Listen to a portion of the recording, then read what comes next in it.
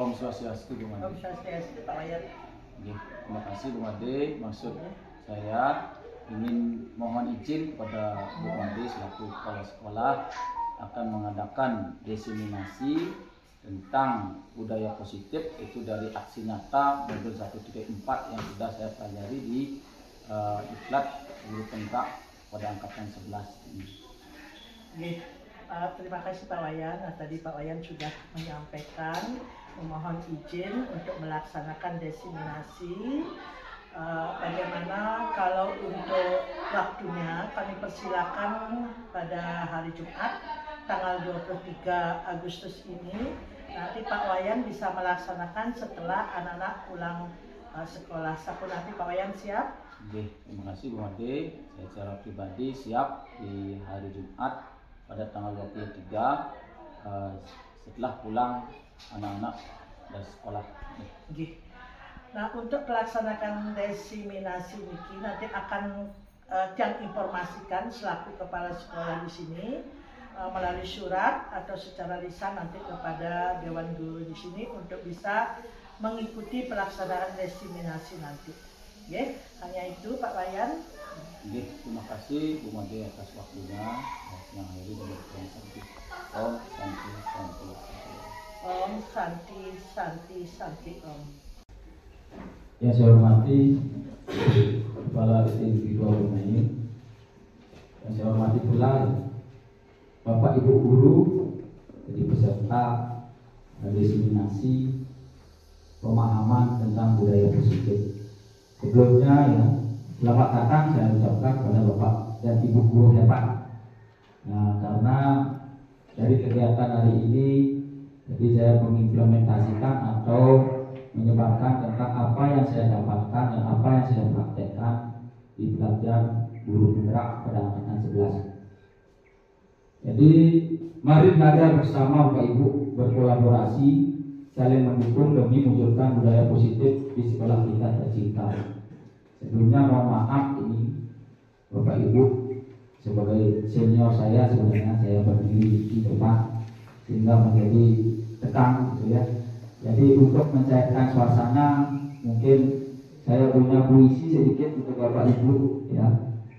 Jadi coba ya nanti Bapak Ibu menjawab dengan kata cakep gitu ya. Jadi siang cerah matahari bersinar menyengat. Makan siang enak, hati pun bersemangat. Ayo ikuti diseminasi dengan semangat. Budaya positif diterapkan hidup jadi lebih mantap. Ya, satu bait saya karang kemarin ini ya. Burung berkicau riang di dalam yang rintang.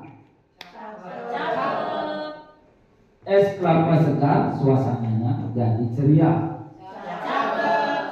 Mari kita sebar pengetahuan yang ada agar budaya positif diterima dengan bahagia. Terima kasih tepuk tangan untuk kita semua. Baik ya, mungkin untuk mengawali sebelum kita lanjut di dalam kegiatan ini dan intinya marilah kita berdoa terlebih dahulu menurut agama dan kepercayaan kita masing-masing. Semoga kegiatan pada siang hari ini berjalan lancar sampai nanti akhir. Baik Bapak Ibu, doa kami persilakan.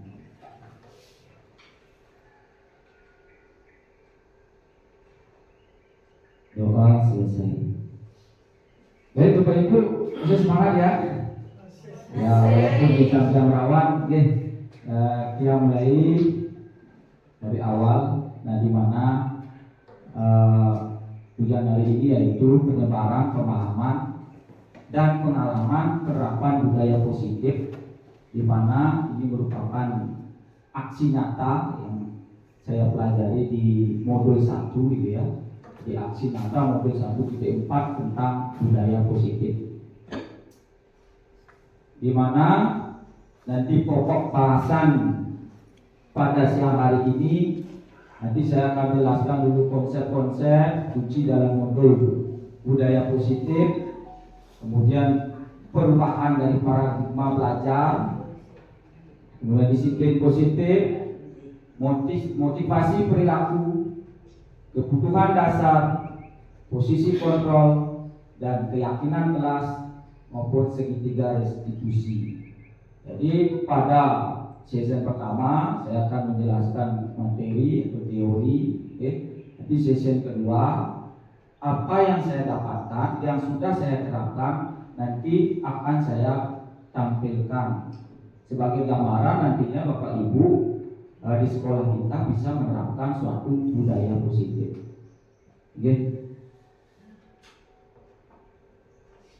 Nah, Bapak Ibu,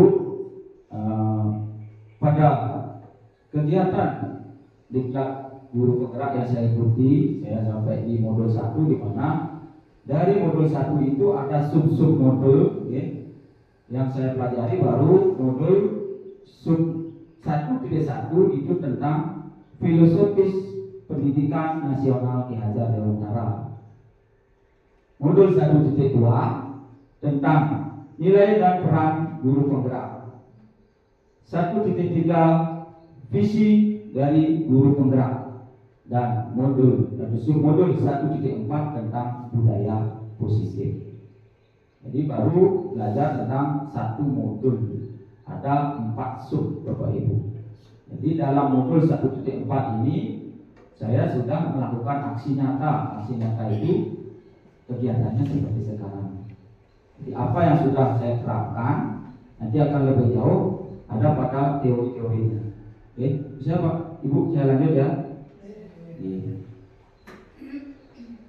Nah, coba Bapak Ibu kita amati bersama-sama ya. Di sana ada gambar interaksi, dari gambar 1 itu interaksi guru dengan guru. Gambar yang kedua merupakan interaksi antara guru dengan murid. Yang ketiga interaksi murid dengan murid.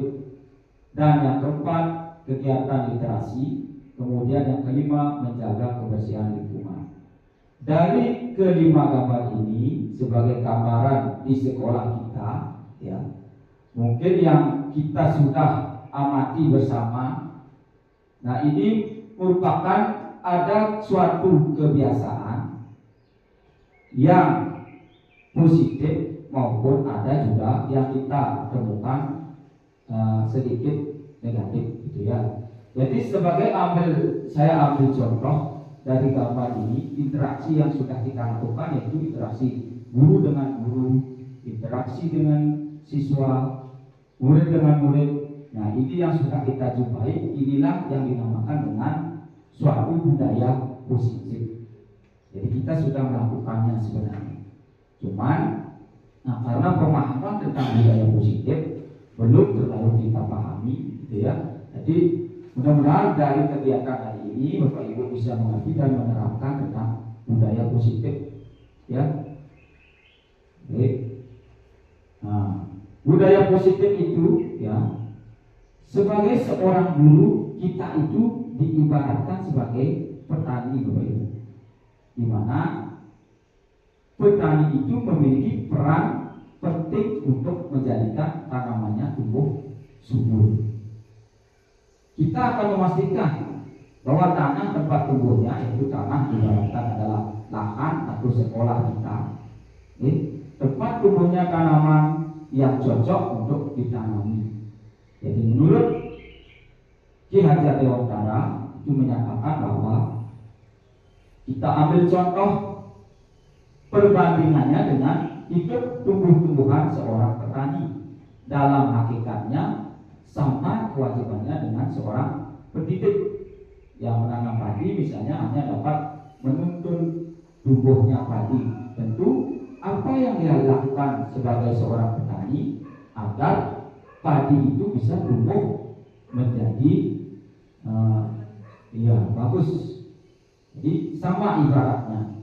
Jadi kita hanya atau bisa sebagai seorang pendidik bisa menuntun dengan misalnya sebagai seorang petani memupuk, memberikan air, membasmi ulat-ulat atau jamur-jamur yang mengganggu hidup tanaman padi. Itu. Jadi guru diibaratkan sebagai seorang petani. Lanjut Bapak Ibu. Nah, dari uraian tersebut, ya, kita dapat menyimpulkan bahwa sekolah diibaratkan sebagai tanah, tempat bercocok tanam, sehingga seorang guru perlu mengusahakan agar sekolah menjadi sebuah lingkungan yang menyenangkan, aman, nyaman untuk bertumbuh serta dapat menjaga dan melindungi setiap murid dari hal-hal yang kurang bermanfaat atau bahkan yang mengganggu perkembangan potensi murid tersebut. Ya, sampai di sana Bapak Ibu bagaimana? Bisa dilanjutkan? Oke, ini baru konsepnya tentang filosofis menurut Yahya Dewantara.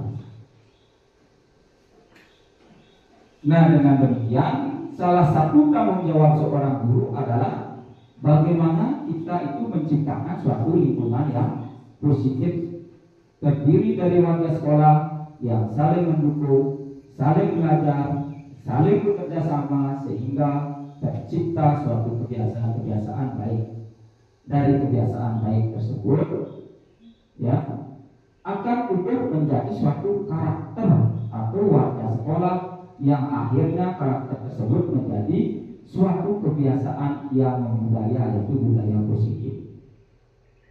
Jadi kalau kita sudah memahami bahwa peran kita sebagai pendidik adalah menjaga seperti tadi ya, ulat-ulat, kemudian ada siswa yang misalnya kurang, nah kita sebagai pendidik menyadarkan agar berkarakter, maksudnya gitu.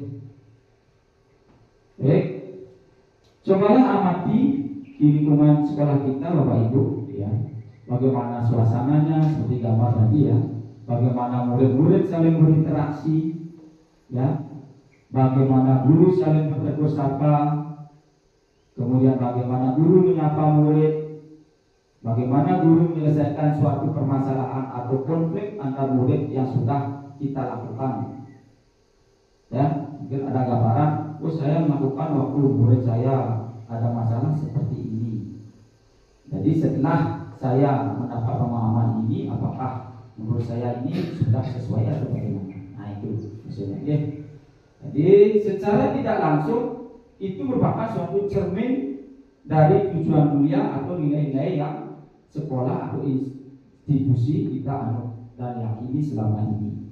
Jadi apakah yang kita yakini dengan memberikan siswa yang bermasalah dengan memberikan suatu hukuman atau apapun itu, apakah itu sudah benar? Oh ini menurut saya benar. Oke, jadi lanjut saja Bapak Ibu, nanti Bapak Ibu akan tahu tentang pemahamannya. Oke, di layar sudah ada tentang pernyataan pertanyaan, gitu ya. Mungkin dari Bapak Ibu pasti memiliki alasan yang berbeda antara Bapak dan Ibu yang lain. Dan menurut saya seperti ini. Jadi ada 3 pertanyaan Bapak Ibu, di mana yang pertama, mendisiplinkan anak dengan hukuman dan anak harus dipaksa dulu nanti akan terbiasa. Nah di sini maksudnya saat misalnya siswa itu mengalami masalah. Misalnya saat upacara bendera ada salah tidak memakai sepatu hitam misalnya, kita sebagai guru memberikan hukuman harus dipaksa. Besok kamu sekarang kenapa tidak bawa pakai sepatu hitam? Kamu akan dihukum untuk menghormat bendera. Seperti itu anggapan dari yang pertanyaan nomor 1. Nomor 2, dengan pemberian hukuman, ya, hal yang positif dapat mendisiplinkan anak. Jadi menurut Bapak Ibu setuju tidak dengan pernyataan ini? Oke.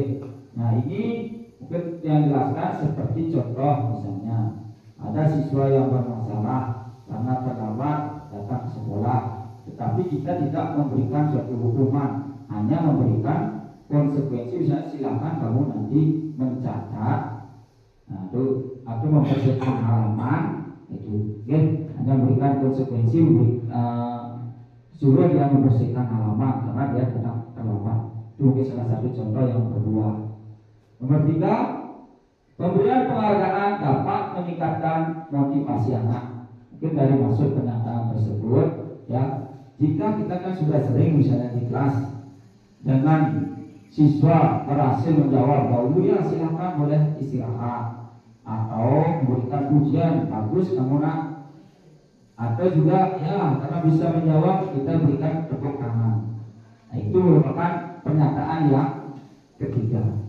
Mungkin dari Bapak Ibu pasti punya pendapat yang berbeda, ya. Itu kan saya memberikan contohnya seperti itu. Silakan misalnya Bapak Ibu yang ingin bersemangat misalnya memberikan suatu alasan dari pertanyaan ketiga itu, Bapak Ibu siapa yang mau? Pasti berbeda kan dengan pertanyaan itu. Ayo, bertanya. Ya, silakan Bu. Oke, terima kasih atas kesempatannya. Untuk yang pertama, mendisiplinkan anak itu dengan hukuman dia terbiasa, saya tidak setuju. Kenapa? Karena kalau anak punya kesalahan, lebih baik dia itu kita tanya dulu apa sih dari sebab atau akibat dia dari melakukan kesalahan tersebut, sehingga nanti mungkin akan timbul kesadaran dari dia apa yang harus saya lakukan agar tidak terjadi akibat yang tidak diinginkan. Itu. Ya, terima kasih Bu Nani. Mungkin ada pendapat yang berbeda. Oh, saya yang nomor 2 juga tidak setuju. Nah, itu misalnya. Bu Mal, yang nomor 2, bagaimana pendapat Bu Mal? Baik, terima kasih. Kalau menurut saya, pertanyaan nomor 2 itu pemberian hukuman dengan hal yang positif dapat mendisiplinkan anak. Kalau bagi saya itu setuju saya Pak. Kalau yang seperti itu, kenapa? Karena anak itu kalau tidak diberikan hukuman itu biasanya akan melanggar kembali gitu. Ini artinya kan kita memberikan hukuman agar agar anak itu tidak mengulang kembali apa yang dia lakukan. Kesalahan hari ini mungkin besok dia tinggalkan. Karena ingat bahwa hukuman dari guru itu dia merasa sama teman-temannya itu malu gitu kayaknya ya. Itu kalau menurut saya. Baik, itu saja Pak dari saya. Ya, terima kasih Bu Ma. Baik, ya, dari Bu Nani memang dari pertanyaan pertama tidak setuju karena bentuknya itu hukuman, jadi ya, kalau secara bentuk hukuman dia atau siswa itu akan merasa dipendam lama, mungkin akan diingat lama. Baik, kalau nomor 2 itu merupakan suatu konsekuensi karena jenis hukumannya itu mengarah ke positif. Ya, itu menurut Bu Ma. Baik, yang ketiga itu kita sudah tak asing ya. Jadi memberikan penghargaan itu kalau menurut saya dan teman-teman mungkin setuju, dengan berikan tepuk tangan karena akan ada motivasi. Baik, dari 3 pernyataan ini nanti kita akan ulas. Pasti nanti Bapak Ibu akan tahu jawabannya. Oh, nanti saya jawab setuju ternyata benar setelah melihat teori-teori yang akan saya paparkan. Oke, saya lanjutkan Bapak Ibu ya. Oke. Nah, konsep utama yang akan kita pelajari pada hari ini di diseminasi ini ya, ada 6 yang di modul 1-4 itu tentang disiplin positif dan nilai kebajikan universal. Yang kedua, teori motivasi, hukuman dan penghargaan, restitusi. Yang ketiga, keyakinan kelas. Keempat, kebutuhan dasar manusia. Dan kelima, yaitu 5 posisi kontrol guru. Dan keenam, segitiga restitusi. Mungkin dari keenam ini ya, konsep ini terasa yang mana mungkin asing bagi Bapak Ibu ya. Dari kata-kata ini terakhir Ibu, segitiga restitusi. Ada lagi mungkin Bapak Ibu yang asing, bukan yang renang gitu. Itu lagi nomor 3, keyakinan Iya, kelas. keyakinan kelas. Seperti apa kira-kira? Keyakinan kelas seperti apa? Ada lagi kalau kebutuhan dasar manusia sudah kita pernah mendengar. Dan posisi kontrol gitu. Ya, itu lagi 5 Baik. kontrol. Iya. Saya juga dulu sebelum belajar di guru penggerak terasa asing apa yang namanya restitusi, gitu. Apa yang namanya segitiga restitusi dan keyakinan kelas. Baik, kita kaji satu persatu Bapak Ibu.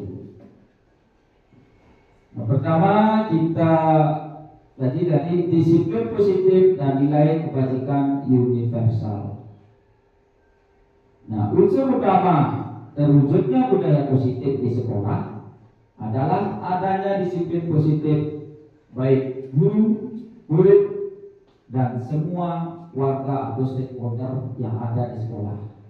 Jadi dalam penerapan budaya positif atau disiplin positif, unsur utamanya itu ada pada semua warga sekolah. Makna dari disiplin di sini tidak berhubungan dengan tata tertib. Jadi menurut keyakinan kita dengan adanya tata tertib, murid itu akan disiplin, semua akan disiplin. Jadi karena ada banyak perubahan paradigma yang akan kita pelajari, jadi tidak berhubungan dengan suatu tata tertib, peraturan ataupun kepatuhan terhadap peraturan itu sendiri. Lanjut. Nah, disiplin juga bukan berarti adanya pemberian hukuman bagi yang melanggar agar tidak mengulangi lagi perbuatannya. Sebagai contoh, misalnya gambar ini Bapak Ibu. Ya, disiplin tidak memberikan suatu hukuman. Disiplin dalam konteks ini adalah disiplin positif, yakni yang bersumber dari internal. Apa itu internal? Nanti ada lagi pembahasan tentang internal.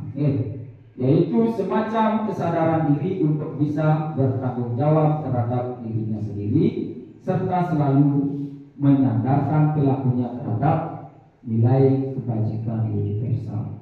Apa saja nilai kebajikan universal? Seperti tanggung jawab, disiplin, mandiri, gitu ya. Oke, lanjut. Nah, makna disiplin ini menurut Diane Carson, ya, dalam bukunya yang berjudul Restructuring School Discipline. Beliau mengatakan bahwa disiplin berasal dari bahasa Latin yang berarti belajar.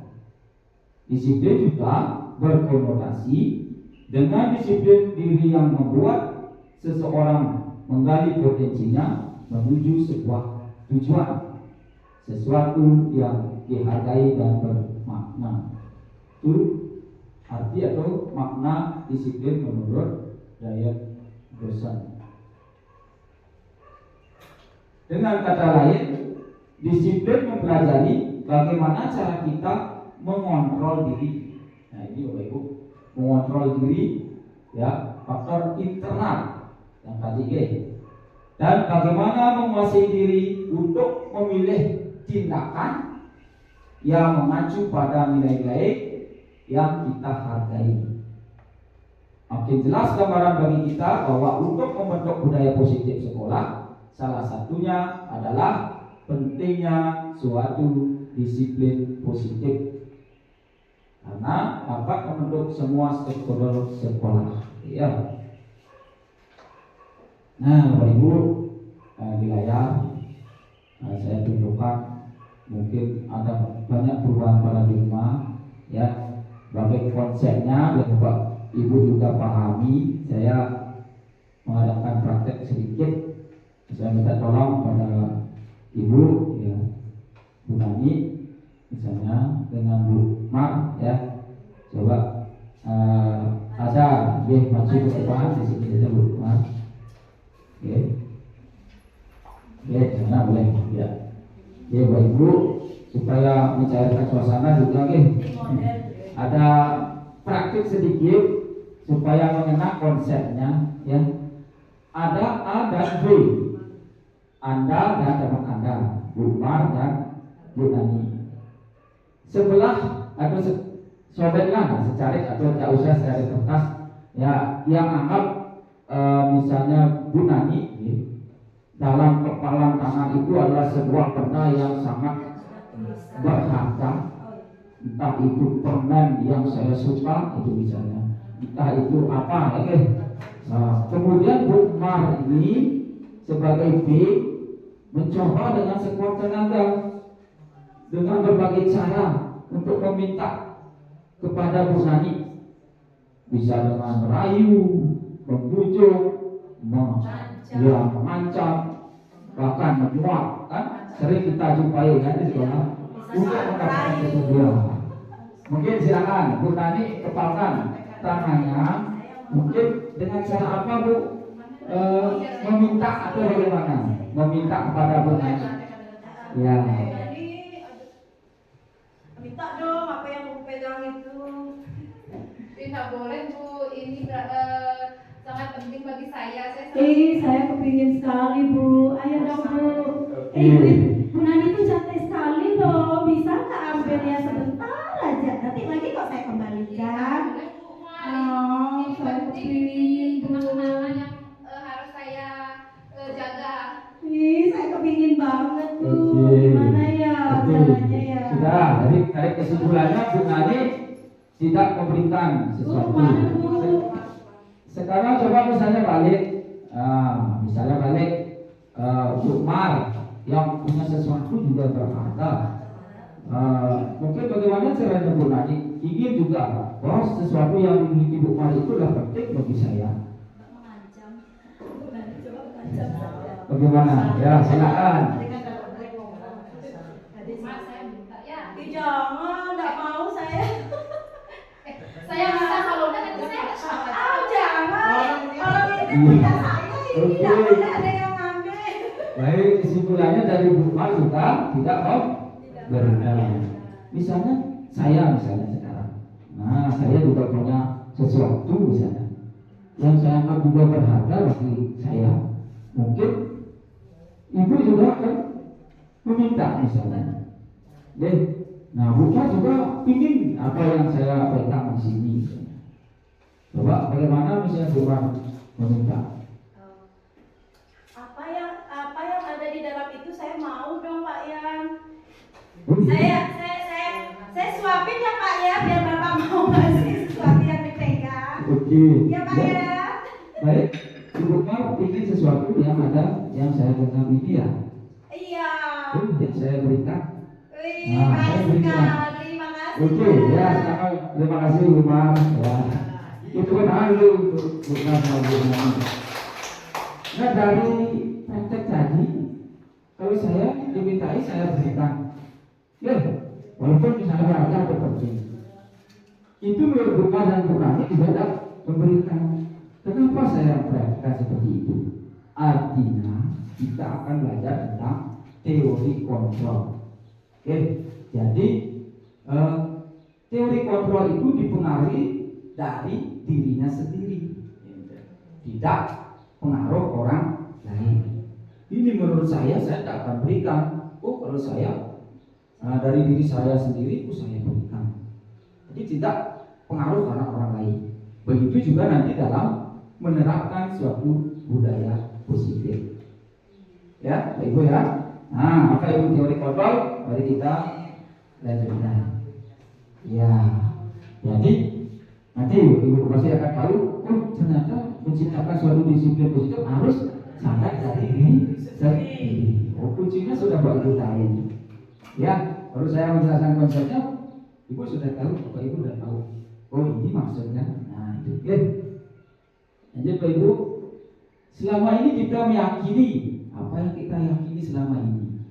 Sebagai guru kita bisa mengontrol perilaku murid. Itu banyak kita yakini.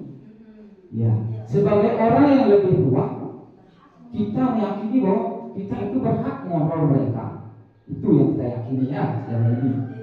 Ya, saya tidak menyalahkan atau tidak benarkan, tapi yakin harusnya kita lebih tua kita yang berhak mengontrol. Gitu. Ya.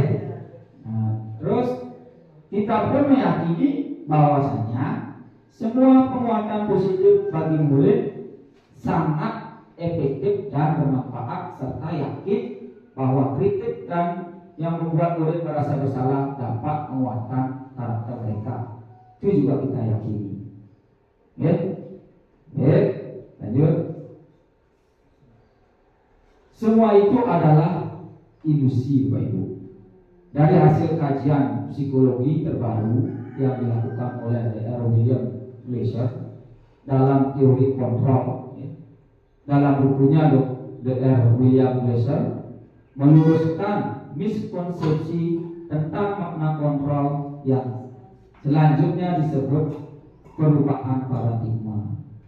Jadi teori-teori pilihan itu merupakan suatu ilusi kontrol. Jadi yang kita yakini selama ini, di mana diantaranya ilusi guru mengontrol murid. Jadi selama ini kan kita mengontrol murid, ya. Jadi ilusi bahwa kritik dan membuat orang merasa bersalah dapat menguatkan karakter. Misalnya, kamu salah karena sudah murid ini salahkan, mungkin siswa lain kuat jadi karakternya. Itu yang kita yakini selama ini. Terus ilusi bahwa semua penguatan positif efektif dan bermanfaat. Terus yang terakhir, ilusi bahwa orang dewasa memiliki hak untuk memaksa. Itu. Lanjut, Bapak Ibu. Perubahan paradigma. Jadi teori kontrol menyatakan bahwa semua perilaku memiliki tujuan dan motif tertentu, bahkan terhadap perilaku yang tidak disukai sekalipun. Ketika murid menuruti semua hal yang kita perintahkan, bukan berarti bahwa kita dapat mengontrol mereka. Bisa saja kan karena terpaksa misalnya selama ini.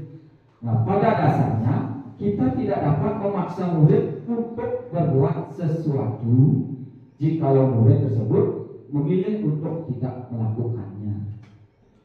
Walaupun tampaknya guru sedang mengontrol perilaku murid. Nah, hal demikian terjadi karena murid sedang mengizinkan dirinya dikontrol. Saat itu bentuk kontrol guru menjadi kebutuhan dasar yang dipilih oleh murid tersebut. Nah, jadi apa kebutuhan dasar? Ada pada slide berikutnya. Nah, Bapak Ibu, jadi perubahan paradigma stimulus respon, ya sesuai dengan tabel di layar, yang kita yakini selama ini, ya stimulus respon ini, yang sebenarnya adalah teori kontrolnya. Menurut perubahan paradigma adalah ini. Kita mencoba mengubah orang agar berpandangan sama dengan kita. Apa yang kita lakukan itu pasti benar. Menurut teori kontrol, kita berusaha memahami pandangan orang lain tentang dunia. Jadi bukan pandangan kita yang benar. Belajar tentang pandangan dunia.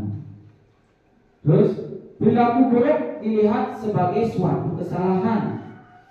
Nah, ini misalnya sering kita jumpai perilaku buruk sebagai suatu kesalahan. Misalnya saya ambil contoh punya siswa, kemudian saat makan bersama karena dia tidak bawa bekal, tentunya mungkin akan mengambil makanan temannya, tidak?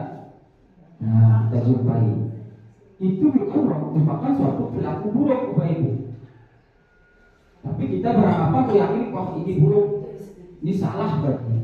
Tetapi menurut teori kontrol, ya, menurut teori kontrol, semua perilaku itu pasti memiliki tujuan.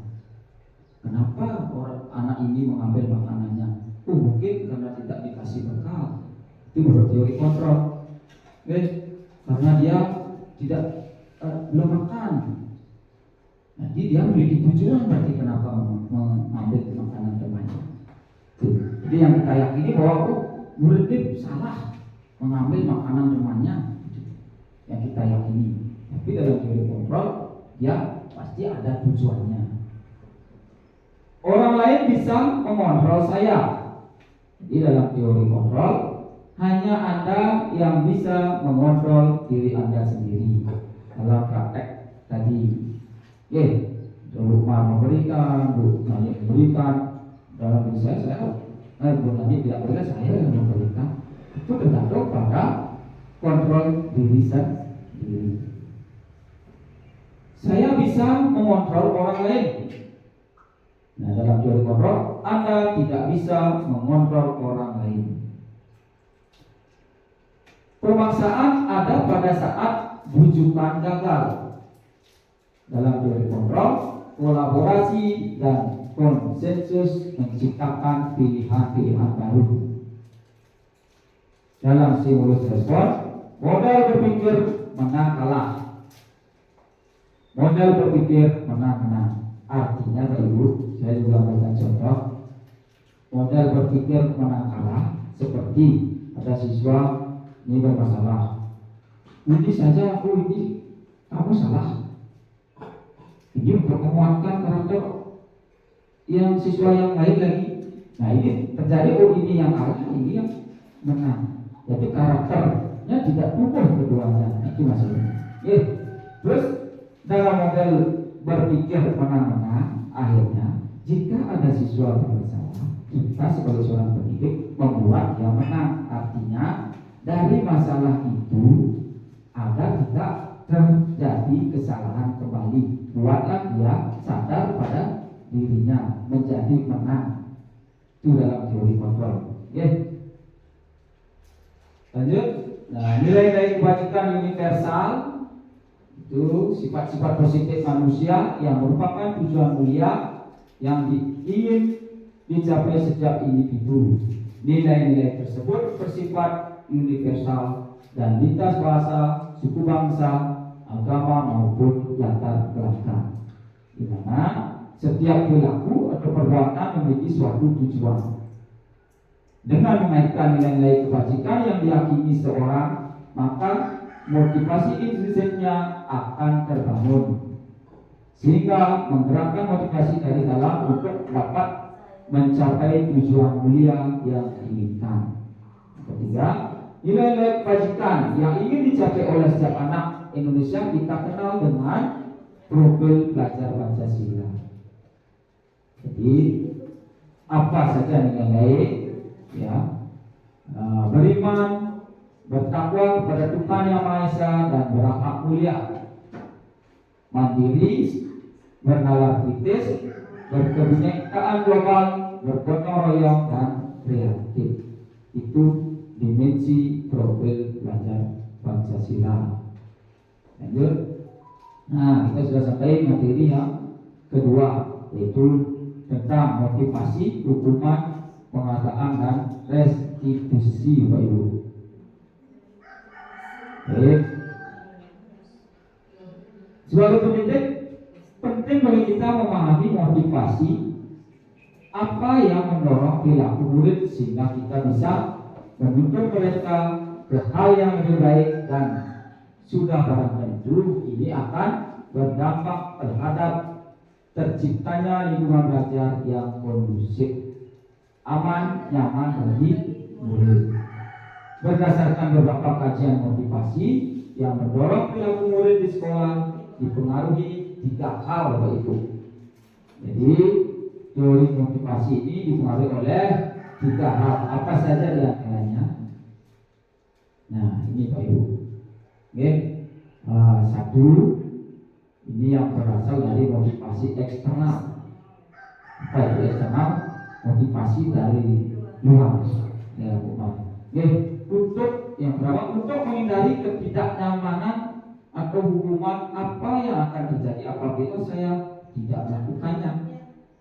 Nah, yang kedua, saya bacakan dulu yang dari motivasi eksternal untuk mendapatkan imbalan dari orang lain atau institusi apa yang akan saya dapatkan apabila saya melakukannya. Ketiga, ini yang kita harapkan dalam menciptakan suatu disiplin positif, yaitu untuk menghargai diri sendiri. Saya akan menjadi orang yang seperti apa bila saya melakukannya. Ya, jadi saya ambil contoh misalnya, siswa atau saya sendiri saya akan berubah. Saya mohon maaf ini hadir tepat waktu. Ini pernyataan nomor 1 di sekolah. Saya akan hadir tepat waktu karena saya takut ditegur oleh ibu kepala sekolah. Jadi bukan karena dari diri saya sendiri, ya. Jadi saya takut untuk karena motivasi dari eksternal untuk saya berubah menjadi disiplin. Itu. Yang kedua, ini hampir sama, ya. Ini karena yang kedua saya akan hadir tepat waktu ke sekolah karena kemarin saya sudah diberikan motivasi. Rajin, paling malu teguh. Pertama kali datang itu. Nah, tetapi maaf ini saat misalnya ibu kepala sekolah dari kemarin dia bilang akan ada rapat atau berhalangan, saya memanfaatkan itu saya ikut, tidak ada kesempatan ini. Nah, itu misalnya itu berarti motivasi eksternal saya punya. Begitu juga dengan siswa. Nah, yang kita harapkan adalah motivasi internal untuk menciptakan suatu budaya positif. Saya harus tetap ada tepat waktu karena saya merupakan suatu teladan. Saya ingin merubah diri saya, teladan bagi murid saya. Jadi dari diri sendiri. Lanjut Pak Ibu ya. Baik, teori motivasi perilaku manusia untuk menjadi orang yang mereka inginkan dan menghargai diri sendiri dengan nilai-nilai yang mereka percaya adalah hal yang seyogianya kita tumbuhkan pada murid-murid kita daripada motivasi hukuman dan penghargaan. Motivasi hukuman dan penghargaan merupakan motivasi yang bersifat eksternal, sedangkan menghargai diri sendiri dengan nilai-nilai yang yakini merupakan motivasi yang bersifat internal. Jadi internal dari diri kita, eksternal dari luar. Jadi motivasi internal ini yang akan membuat seseorang atau murid memiliki disiplin positif sebagai unsur utama terbentuknya suatu budaya positif di sekolah. Jadi kalau semua siswa kita itu ya memiliki internal, tentunya akan menciptakan suatu budaya positif di sekolah. Mari bersama-sama Pak Ibu. Oke, lanjut. Nah, menuntut murid untuk senantiasa menemukan nilai-nilai kebajikan universal dalam setiap perilakunya akan mendorong murid memiliki kesadaran diri untuk lebih menghargai dirinya sehingga akan berperilaku sesuai dengan nilai-nilai yang diyakininya. Nah, Bapak Ibu, ini seperti pertanyaan yang tadi ada hukumannya ini. Misalnya tindakan guru, ya, disuruh mencatat 100 kali. Yang mencatat 100 kali dalam buku kalimat, saya tidak akan terlambat lagi karena murid A atau murid A terlambat ke sekolah. Apakah menurut Bapak Ibu ini hukuman atau konsekuensi?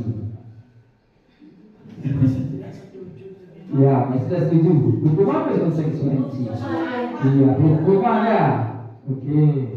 Yang kedua, lari di lapangan basket 2 kali karena terlambat hadir di sekolah.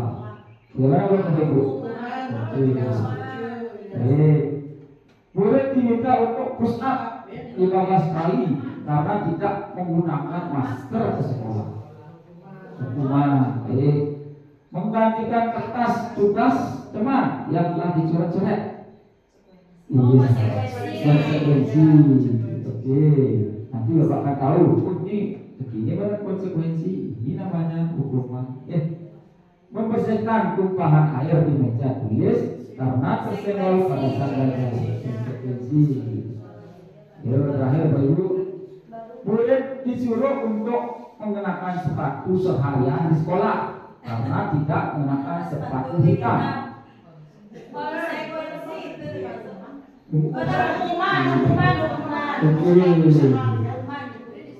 Iya. mengenakan sepatu seharian di sekolah. Gimana? Mengenakan sepatu memang seharian di sekolah. Nih, ada seperti apa yang saya bilang tadi, di bawah terkesan lama. Karena tidak mengenakan sepatu hitam. Gimana? Oke. Baik, yang masih ragu dengan jawaban ini nanti setelah penjelasan tentang konsekuensi dan hukuman pasti saya salah dijawab. Baik, mungkin dari jawaban dulu. Oke, sudah benar semua. Hukuman, konsekuensi dan hukuman. Karena ada unsurnya seperti menyiksa orang. Oke, itu sudah konsep awal Pak Ibu dapatkan. Baik. Nah, apa perbedaan hukuman dan konsekuensi Pak Ibu? Nah, kalau hukuman itu sesuatu yang menyakitkan. Itu menyakitkan, harus terjadi di bawah sampai lama. Kadang saya siswa sekarang dihukum sampai dia tamat masih di bawah. Ya nggak? Ingat guru A itu dulu saya dihukum. Nah, itu. Kalau konsekuensi sifatnya netral ya dulu. Memang kita terkesan memberikan hukuman tapi arahnya yang positif. Gitu ya. Jadi membuat anak sakit fisik maupun hati untuk jangka waktu yang lama. Jadi kalau konsekuensi membuat anak merasa tidak nyaman dalam jangka waktu pendek. Disuruh membuat atau mengusulkan alamat ini sekarang saya bukan dihukum gitu misalnya, tapi dia tidak nyaman hanya sesaat. Anak membenci kedisiplinan dalam hukuman. Anak menghargai disiplin. Paksaan, stimulus tanggapan. Mendorong anak menyakiti diri sendiri, mendorong anak agar mudah menyesuaikan diri. Konsep diri yang buruk dalam konsekuensi, konsep diri yang baik. Anak belajar untuk menyembunyikan kesalahan, anak belajar untuk mematuhi peraturan. Terakhir, menjadi marah, rasa bersalah, dipermalukan, merasa tidak dihargai. Itu kalau memberikan suatu hukuman. Dan konsekuensi, kehilangan hak, dibuat tidak nyaman, diasingkan untuk sementara. Itu baru belajar hukuman dan konsekuensi. Nah, sekarang baru restitusi.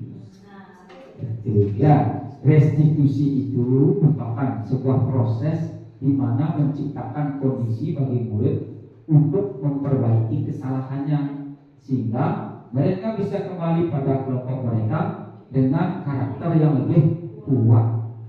Itu restitusi sebenarnya yang kita harapkan dalam pembentukan budaya positif. Ya, iya. Nanti ada contohnya Bapak Ibu dalam penerapannya. Mulai restitusi, restitusi satuan pendidikan bisa membantu para murid untuk mencapai tujuannya, memiliki sikap disiplin positif dan memulihkan dirinya setelah berbuat salah. Bagaimana proses restitusi? Lanjut. Ciri-cirinya bukan untuk menebus kesalahan, namun untuk belajar dari kesalahan. Memperbaiki hubungan, tawaran, bukan paksaan. Restitusi menuntut untuk melihat ke dalam diri. Restitusi mencari kebutuhan dasar yang mendasari tindakan.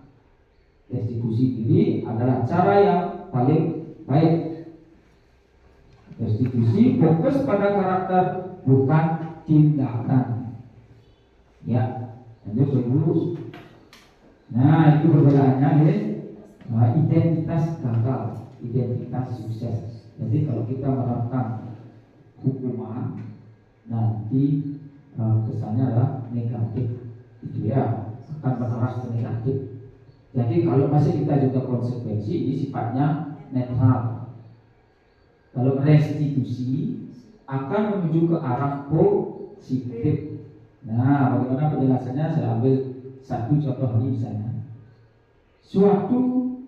Sesuatu yang menyakitkan harus terjadi.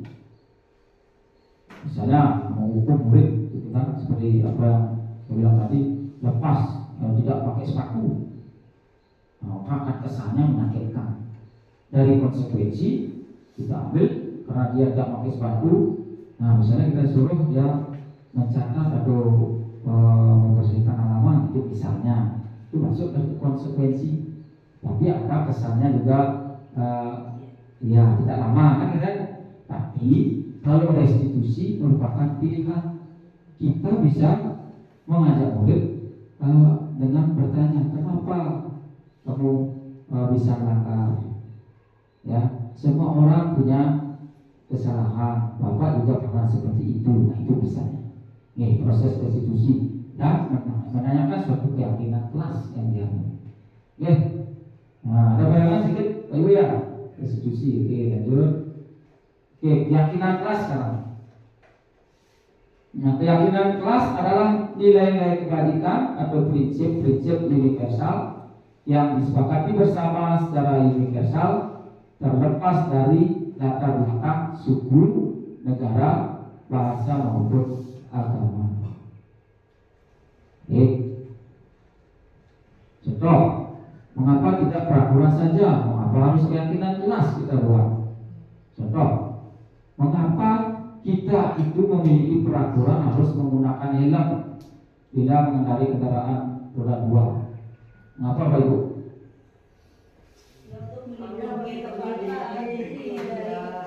Ya, melindungi diri, bagus Pak Ibu. Bukan karena saya melanggar lalu lintas. Berarti ini tidak ada kesadaran dari diri sendiri. Kesadaran dari diri sendiri adalah ini merupakan suatu untuk keselamatan bagi diri saya. Nah, yang kedua, mengapa kita memiliki peraturan 3M, menggunakan masker, mencuci tangan, menjaga jarak? Mengapa, Bapak Ibu? Hubungannya ke kesehatan. Bukan karena itu saya nanti tidak dikasih masuk ke bank kalau tidak pakai masker. Nah, itu misalnya. Oke, ada peraturan itu harus memakai masker, tapi katanya dari diri sendiri. Mengapa kita memiliki peraturan harus datang tepat waktu pada saat mengikuti pelatihan? Itu merupakan suatu kewajiban. Iya, disiplin. Oke, lanjut. Nah, mengapa tidak peraturan saja? Mengapa harus keyakinan kelas? Jadi untuk menumbuhkan motivasi internal dalam diri anak bisa dilakukan melalui kebiasaan-kebiasaan positif serta pembentukan keyakinan kelas. Jadi bagaimana proses dalam membuatkan keyakinan kelas? Tentu bersumber juga dari peraturan. Perbedaan peraturan dan keyakinan kelas. Kalau peraturan selalu kembalikan buku ke tempatnya, ada satu contohnya. Keyakinan kelasnya tanggung jawab. Dilarang mengganggu orang lain, itu kan biasanya peraturan. Kalau keyakinan kelas menghormati orang lain. Ada di sekolah 15 menit sebelum pembelajaran dimulai. Jadi kita menyusun dengan keyakinan kelas menghormati orang lain, berkomitmen. Dilarang melakukan kekerasan, itu merupakan suatu aturan. Dan kata dilarang ini Nah, kita dan musuh nanti keyakinan kelas, keselamatan, menghormati orang lain. Dilarang menggunakan narkoba, ini aturan. Kesehatan, bergantian atau menunggu giliran, menghormati orang lain, bersabar, gunakan masker, kesehatan. Ya, lanjut. Nah, ini Bapak Ibu dokumentasi yang sudah saya lakukan di kelas 5 dalam menyusun suatu keyakinan kelas di mana disepakati bersama dengan siswa.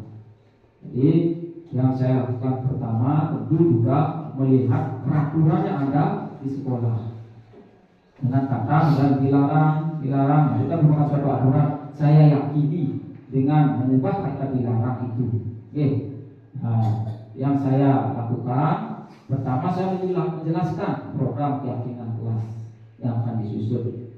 Terus saya mengajak siswa dengan membagi kertas post-it namanya untuk menuliskan apa kira-kira yang ingin diyakini dari masing-masing siswa.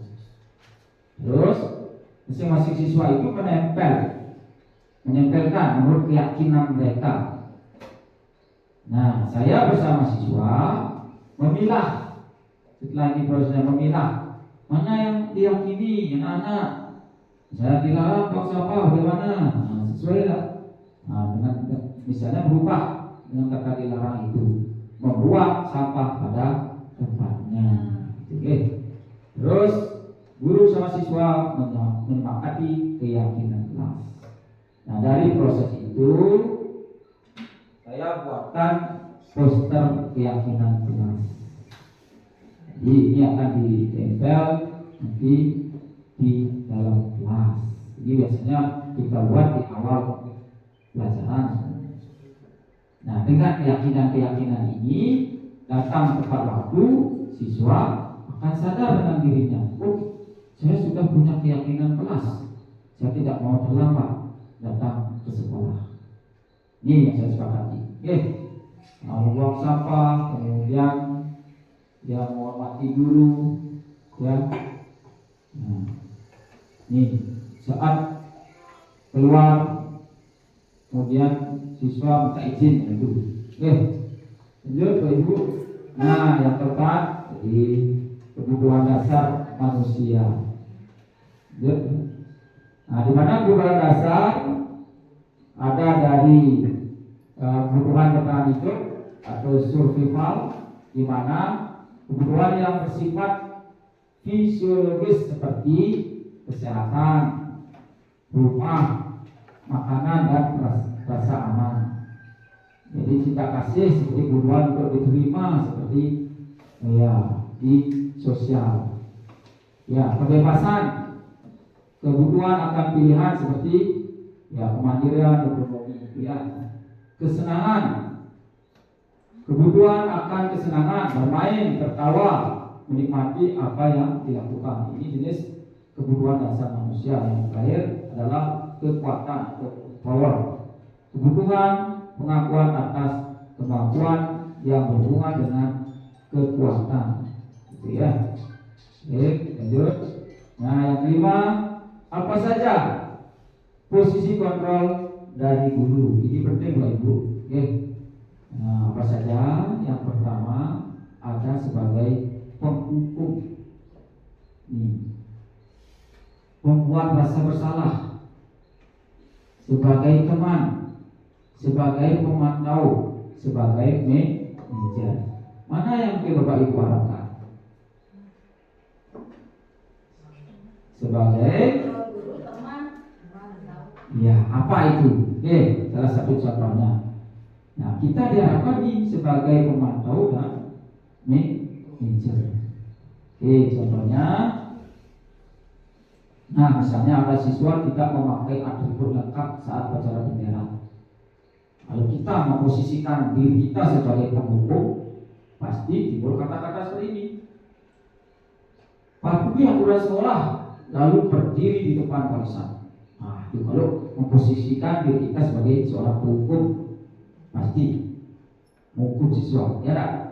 Yang kedua, Teori kontrol jika kita posisikan sebagai pembuat rasa bersalah. Berapa kali Pak Guru harus memberitahu kamu, Pak Guru kecewa sama kamu. Jadi siswa itu akan merasa bersalah. Jadi kalau kita posisikan diri kita sebagai rasa bersalah, lalu sebagai teman dengan pelanggaran ini, ayolah yang tertib, wah Pak Guru kata saya ini tidak kenapa kamu salah. Maka seperti berteman ya. Lalu bagaimana kalau sebagai pemantau? Kamu sudah melanggar, apa kamu tahu konsekuensinya? Kita kan memantau berarti. Udah melanggar, tahulah konsekuensi kamu melanggar. Sebagai manajer, apakah kamu tahu kesalahan kamu? Kira-kira bagaimana kamu akan memperbaiki kesalahan ini? Jadi kita dalam restitusi diharapkan sebagai manajer mencari tahu dan memperbaiki dirinya supaya tidak kembali melakukan suatu kesalahan. Lanjut Bapak Ibu. Nah, yang keenam sekarang.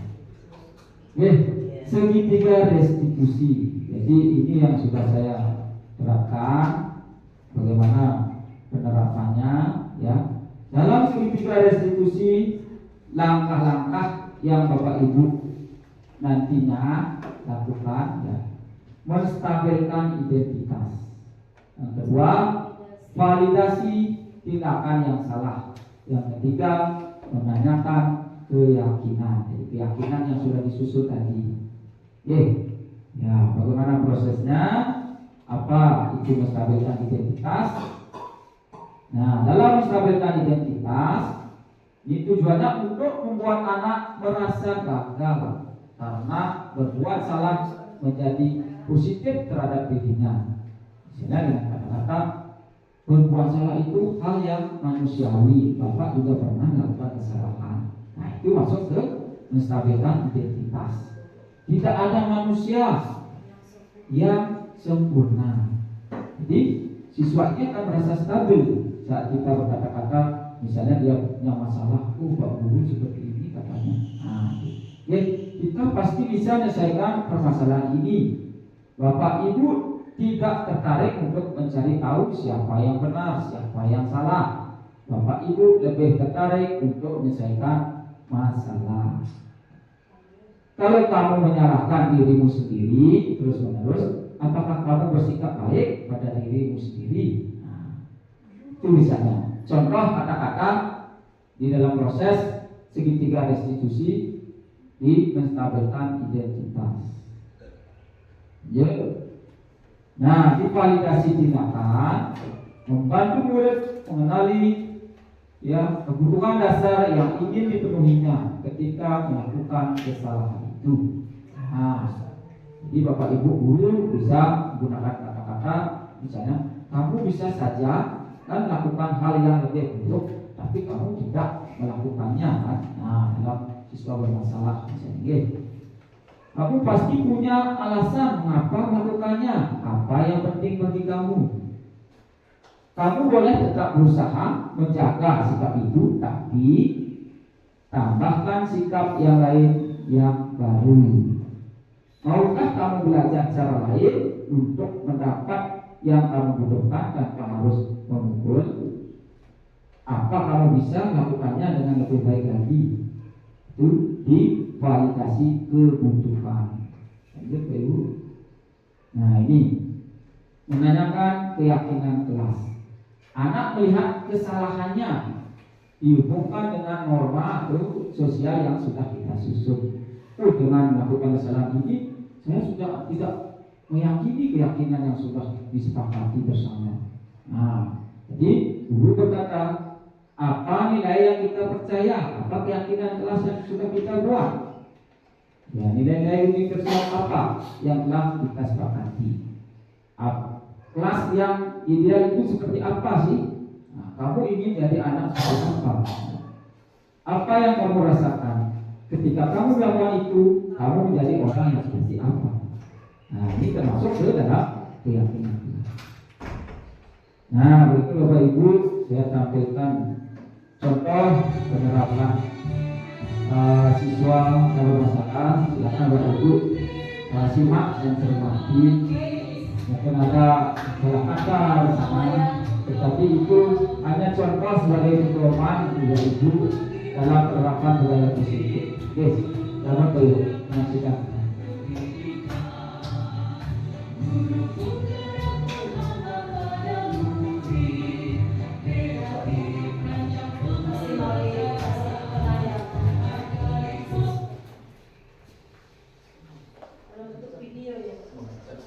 Potensi tingkatkan prestasi, carikan profil pelajar Pancasila. Belajar bergerak berbagi. Yo, bro, kejemput, bro, bro, bro.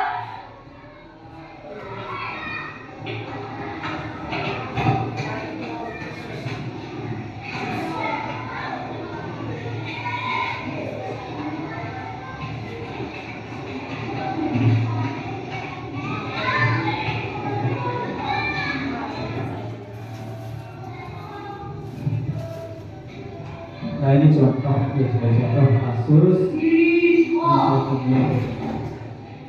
Jadi bagaimana dalam penanganannya dalam penerapan segitiga institusi. Duduk. Apa duduk?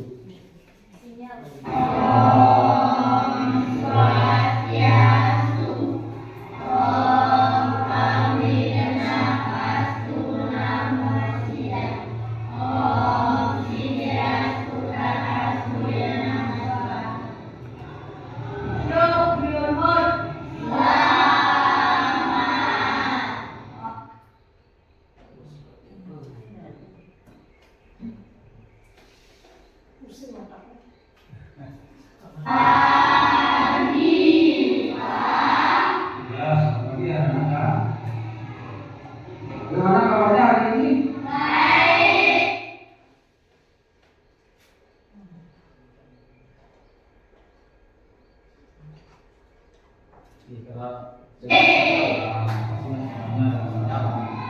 Ceria ya, di Senin ceria hari ini tentunya anak-anak juga ceria tentunya.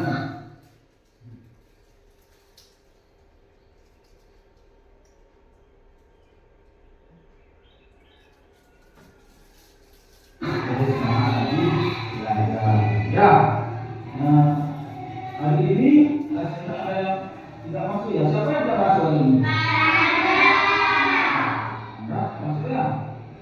Kemana dia?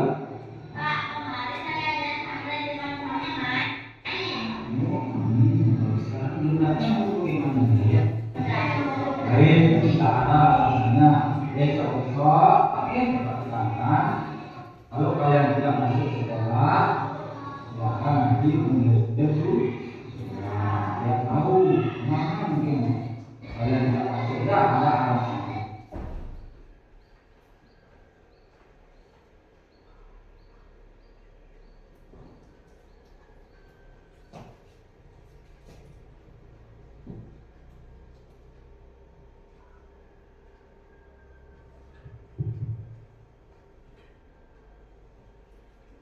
YouTube-nya ya.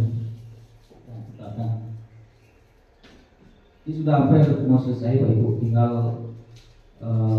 melihat video ini, tayangan ini, nah para bentuk ya jaringan, gitu. Baik, ini ya videonya.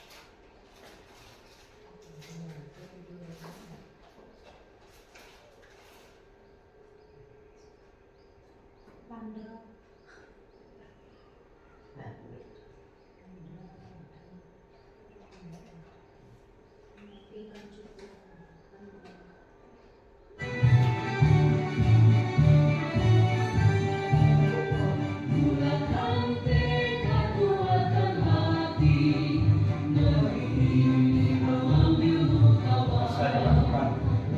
Sabar. Berbagi untuk negeri, guru bergerak maju pendidikan.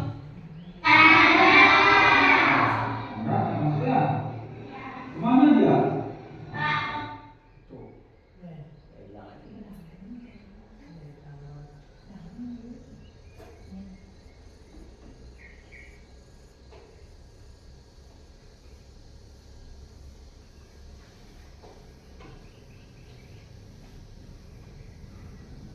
Berikutnya nih. Berikutnya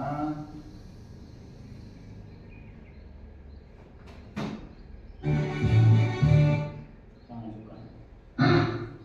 Tidak. Oke. Terima kasih. Coba dengan nyanyian sekarang.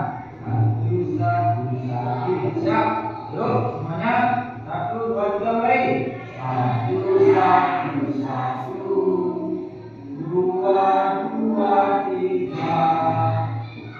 1, 2, 3. Nah, coba kakak contoh dari bapak. Coba. Ya, siap, baik. 1, 1, 2, 1, 2. 2, 1, 2, 1, 1, 2, 3. Oke,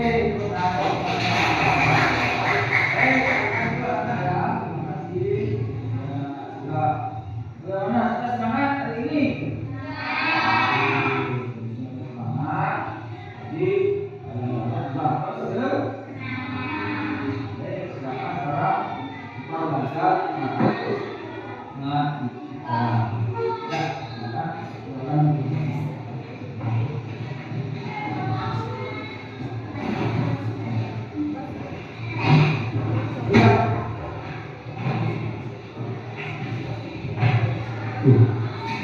Nah ini balik ya. Masalahnya ada siswa yang terlambat. Nah, kalau terlambat sudah restitusi. Nah, pada ini terlambat ya datang.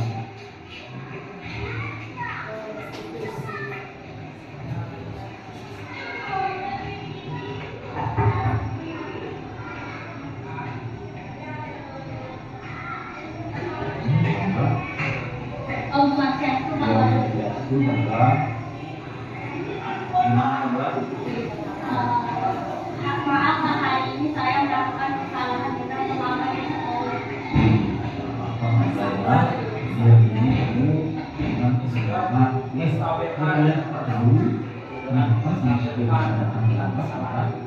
Kemarin malam saya begadang, Pak.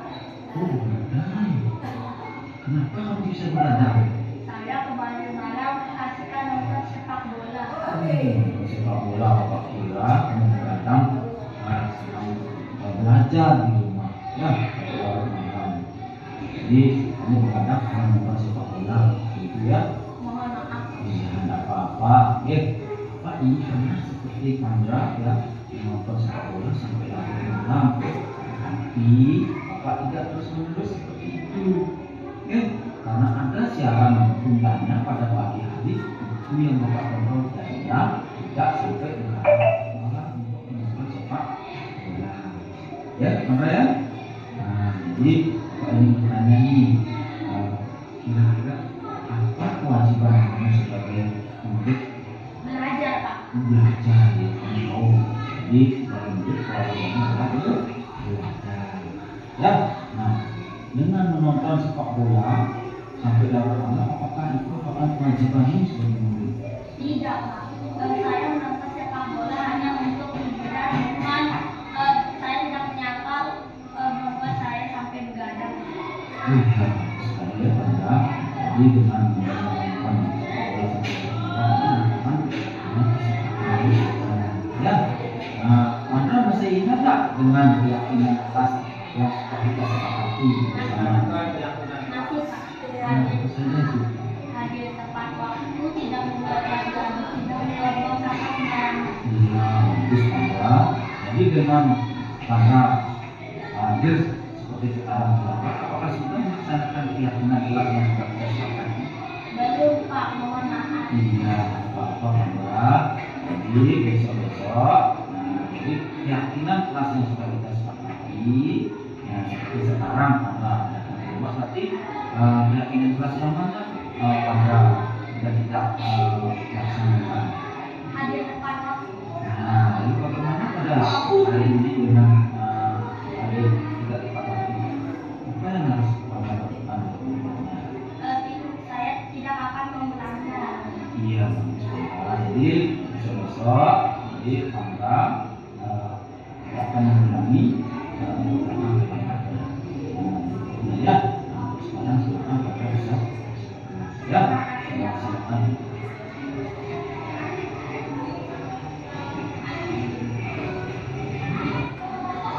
Om Swastiastu, nama saya Marina Prabawa, biasa dipanggil Vandra.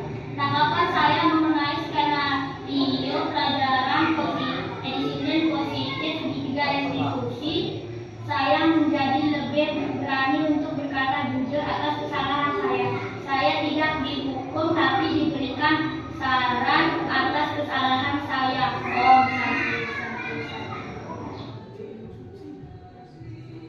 Ada lagi kasus yang kedua. Ya, silakan anak-anak selesaikan dulu. Jangan kata-kata di hati, dan kata soalnya dan mulai sekarang. Ya.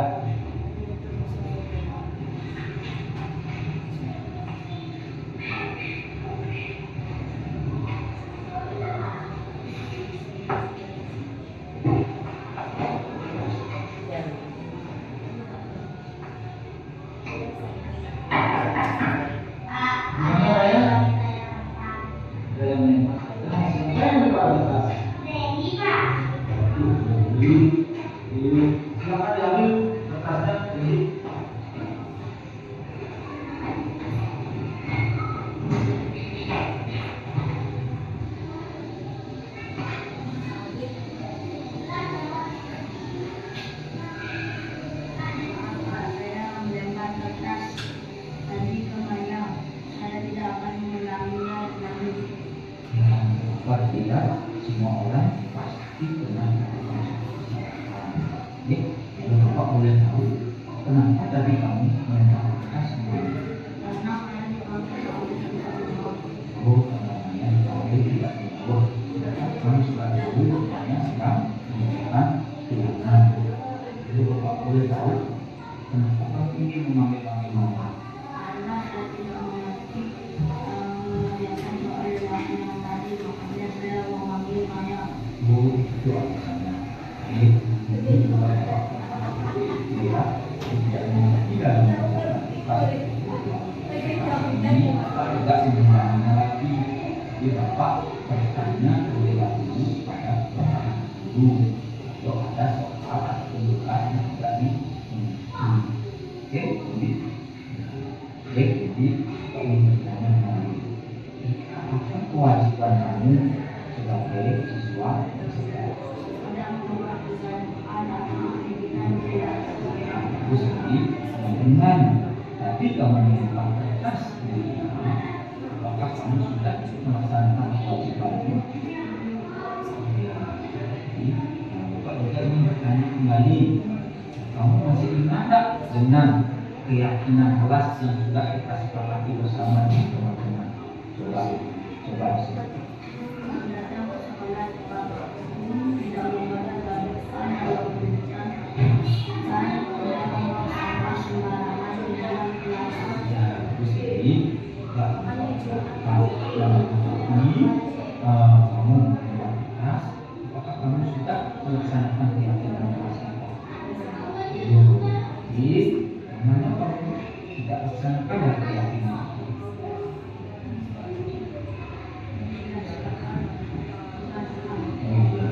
Jadi, dengan kamu melempar kertas tadi, presentasi pengalaman.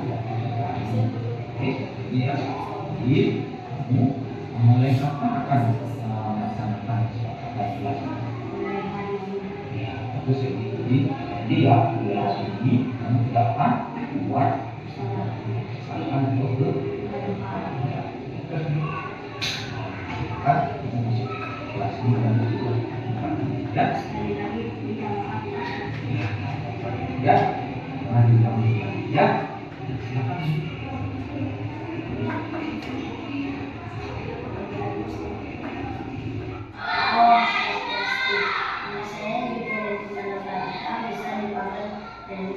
Anggapan saya dilibatkan dalam skenario menerapkan disiplin positif sebagai restitusi sangat senang. Saya menjadi berani mengakui kesalahan itu.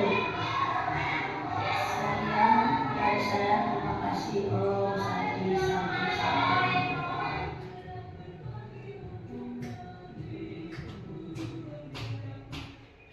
Demikian Bapak Ibu ya, saya berikan contoh dalam penerapan segitiga restitusi.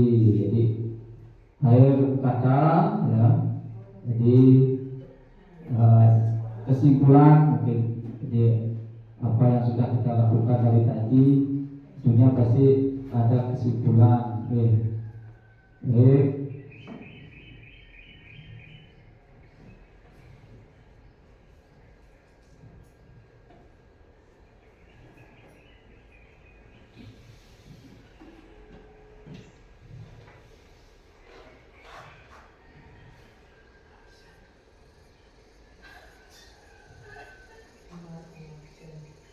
Ya, kesimpulannya menciptakan lingkungan positif agar terbentuk suatu budaya positif adalah suatu proses perjalanan pendidikan yang harus kita jalani.